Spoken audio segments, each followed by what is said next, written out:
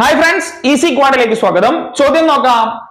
If 6 raised to 6 plus 6 raised to 6 plus 6 raised to 6 plus 6 raised to 6 plus 6 raised to 6 plus 6 raised to 6 is equal to 6 raised to x, then find the value of x.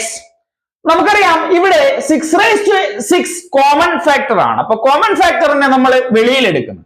അപ്പൊ 6 raised to 6 വെളിയിൽ എടുത്തു. വെളിയിൽ എടുക്കുക എന്ന് പറഞ്ഞാൽ ഈ 6 raised to 6 നെ 6 raised to 6 കൊണ്ട് ഹരിക്കുക എന്നാണ്.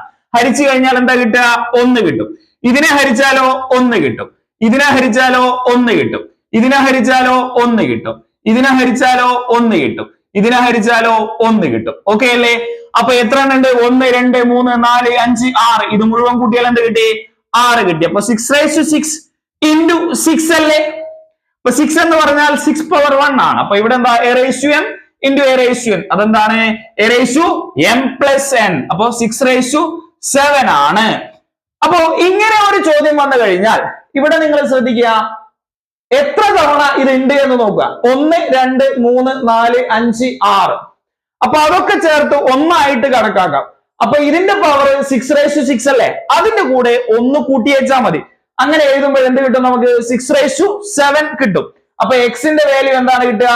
x is equal to 7. Okay അല്ലേ? കൂടുതൽ ടിപ്സ് വേണ്ടേ?